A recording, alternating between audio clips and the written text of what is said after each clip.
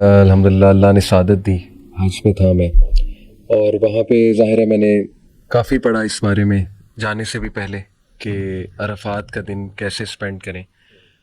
تو ظاہر ہے وہ ایک حدیث ہمیں ملتی ہے کہ اللہ کے نبی صلی اللہ علیہ وسلم عرفات والے دن صحابہ کہتے ہیں کہ ہاتھ ریز کر کے میرا خیال ظہر کے بعد سے لے کے مغرب سے پہلے ان کے ہاتھ ریز ہی رہے، اور صرف انہوں نے بیچ میں میرا خیال 2 بریکس لیں.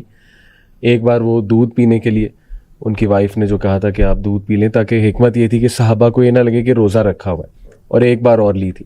لیکن اس کے علاوہ ان کے ہاتھ ریز تھے، اور وہ جس انٹینسٹی سے ہمارے نبی دعا کر رہے تھے اس دن صلی اللہ علیہ وسلم، میں نے ریئلسٹکلی تھوڑا سا سوچا کہ یار اتنی دیر تک پتہ نہیں نبی صلی اللہ علیہ وسلم نے تو دعا کی، لیکن عام انسان اتنی دیر تک دعا کیسے کر سکتا ہے. مطلب میرے ذہن میں ایک سوال آیا آج کے دور کے حوالے سے.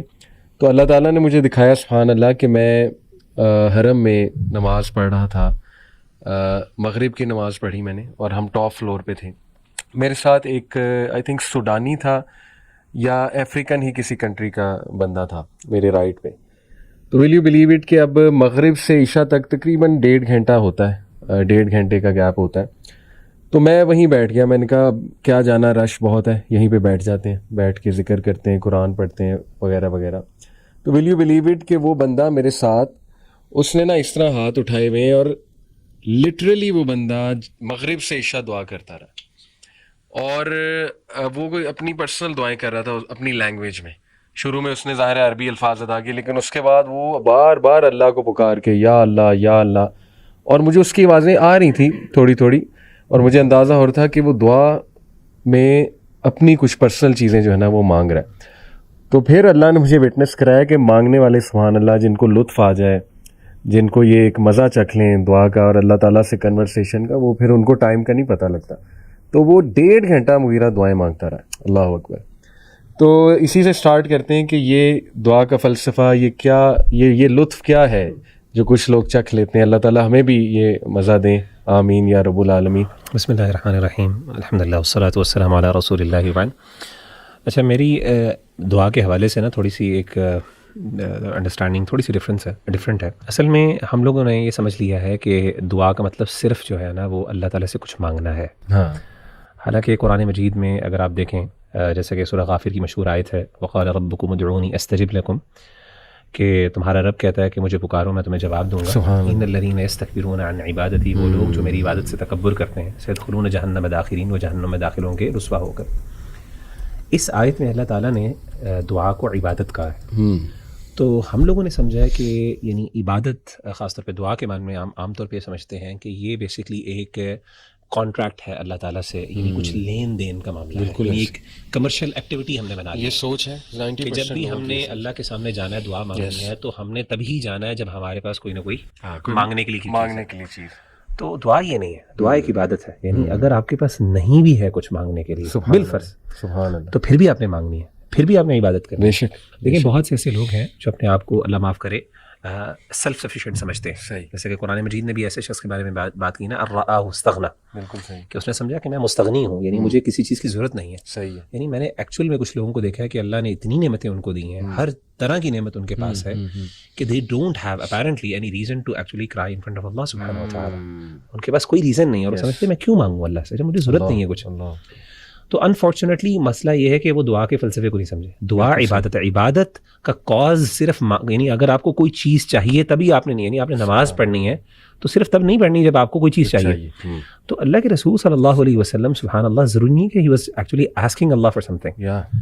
صرف اللہ کا شکر ادا کرنا، اللہ تعالیٰ کا حمد بیان کرنا، الحمدللہ، اللہ اکبر، اللہ کا ذکر کرتے رہنا دعا کے اندر ہاتھ اٹھا کے، that's it. That's also a دعا. اور پھر اگر آپ اس معنی میں لیں تو پھر تو سبحان اللہ، پھر sky is the limit. کیا بات، اس میں کوئی نہیں. اور علی بھائی اس میں پھر اسی وجہ سے یہ جو کہ فلسفے کی غلطی، یعنی جو ہم نے اس کی غلط، یعنی اس کو غلط سمجھا، اس کا نقصان کیا ہوا؟ اس کا نقصان یہ ہوا کہ ہم نے پھر نہ سمجھ لیا کہ دعا کی قبولیت کا مفہوم ہی یہی ہے کہ جب تک جو ہم مانگ رہے ہیں ہمیں ملتا جائے. کیونکہ ہم نے اس کو ایک کمرشل ایک ایکٹیویٹی کا پروسیس سمجھ لیا نا.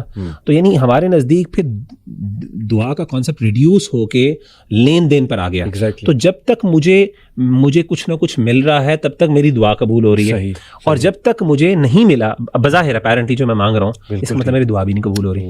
حالانکہ جب وہ بندہ صرف دعا کو ایک اللہ تعالیٰ کی عبادت سمجھے گا, ضروری تو نہیں ہے عبادت کے فوراً بعد آپ کو جو چیز آپ کے دل میں تمنا ہے, نماز آپ پڑھ رہے ہیں, کسی کے لیے نیکی کر رہے ہیں, ضروری مل جائے. میں نے عرفات والے دن بھی مغیرہ دیکھا کہ ماشاءاللہ ایک تو وہاں پہ وہ جگہ ایسی ہے, اور انشاءاللہ اللہ آپ کو بھی لے جائے, آپ کو یہ احساس ہوگا وہاں جا کے کہ وہاں پہ نا ایک ہر کوئی لگا ہوتا ہے, اور کچھ لوگوں کا رونا دیکھ کے تو آپ کا ایمان بھی تازہ ہو جاتا ہے کہ جس طرح وہ دعا کر رہے ہوتے ہیں, اور ماشاءاللہ واقعی کئی گھنٹے لوگ ہاتھ ریز کر کے کر بھی لیتے ہیں ماشاءاللہ, اور الحمدللہ میں نے بھی ٹرائی کیا. تو مجھے ایک بات یاد آئی مغیرہ بڑی زبردست, کہ جو آپ نے یہ بات کی نا دعا کا اصل فلسفہ سمجھنا ہے کہ یہ ہے کیا.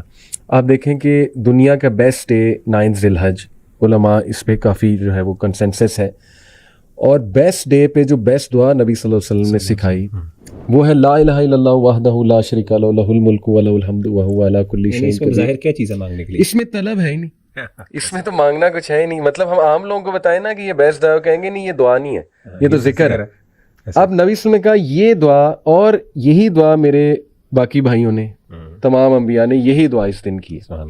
تو شیخ انس کو بھی میں ایک دن وہ بتا رہے تھے دعا کے ہی ٹاپک پہ, تو انہوں نے بڑی خوبصورت بات کی. انہوں نے کہا کہ دیکھیں آپ تمام انبیاء کی دعائیں دیکھیں, ان میں 2 چیزیں آپ کو ملیں گی, ایک توحید کا اقرار, ایک اپنی عاجزی کا اقرار. اور انہوں نے پھر وہ دعا حضرت یونس علیہ السلام کی کہ لا الہ الا انت سبحانک. اس میں بھی دیکھیں کیا مانگ رہے ہیں, کچھ اس میں طلب تو ہے ہی نہیں کہ مجھے مچھلی کے پیٹ سے نکال دے, ٹھیک ہے نا, صرف اللہ کی توحید کا خالص اقرار ہے, اور اپنی مسٹیک کا اقرار ہے, اپنی عاجزی کا اقرار ہے. اچھا علی بھائی, اگر آپ پریکٹیکلی بھی سوچیں نا کہ جب بندہ واقعی بڑا دل سے دعا مانگنا کے لیے اللہ کے سامنے حاضر ہوتا ہے نا, کبھی اللہ توفیق دے ایک بندے کو ایسے موقع پر رات کو انسان اٹھے تہجد میں نماز پڑھے, جی ہاں, تو اکثر اوقات ایسا ہوتا ہے کہ جب انسان اللہ کے سامنے پیش ہوتا ہے نا تو انسان کی زبان چلتی ہی نہیں ہے. یعنی وہ اللہ کے سامنے ایک کھڑے ہو کے ایک ہیبت جو انسان کو محسوس ہوتی ہے, انسان کی زبان چلنا بند ہو جاتی ہے, انسان کو سمجھ ہی نہیں آتا میں کیا مانگوں. اور وہ عاجزی اور انکساری جو ہوتی ہے نا وہ انسان کے آنکھوں سے آنسو نکال دیتی ہے. یہ بہت بڑی بات ہے, مطلب میرا خود ایکسپیرینس ہے. کئی دفعہ میں بڑا جناب شوق سے ذوق سے اللہ کے سامنے کھڑا ہوا کہ جی میں نے کچھ آج مانگنا ہے, اور ذہن میں بہت سی لمبی لسٹ ہوتی ہے, بس آ جا کے انسان یہی پکار سکتا ہے اللہ میرے پاس تو کچھ نہیں ہے, میں تیرے سامنے حاضر ہوں, مجھے پتہ نہیں میں کیا مانوں. یعنی ہم اتنے عاجز ہوتے ہیں, اور وہ عاجزی اور انکساری کو نا انسان واقعی, میں مطلب جیسے آپ نے بات کی نا شیخ انس کی, میں اس کو ریلیٹ کر سکتا ہوں. بالکل صحیح, کہ صحیح معنوں میں جب انسان, تو انسان کو بولنے, انسان کے صرف جذبات ہوتے ہیں ایسی, اور انسان بس آنکھوں سے آنسو نکل رہے ہیں, جذبات انسان ایکسپریس کرنے کی کوشش کر رہا ہے, وہ ہو نہیں رہے, انسان ہو رہا ہے, اور اس پہ پھر واقعی پھر آدھا پونا گھنٹہ کیا گھنٹوں لگ جاتے ہیں, انسان اس فیلنگ سے باہر نہیں نکل سکتا. اور وہ لذت اور وہ ایک اٹیچمنٹ اللہ کے ساتھ جو انسان کو محسوس ہوتی ہے اس وقت,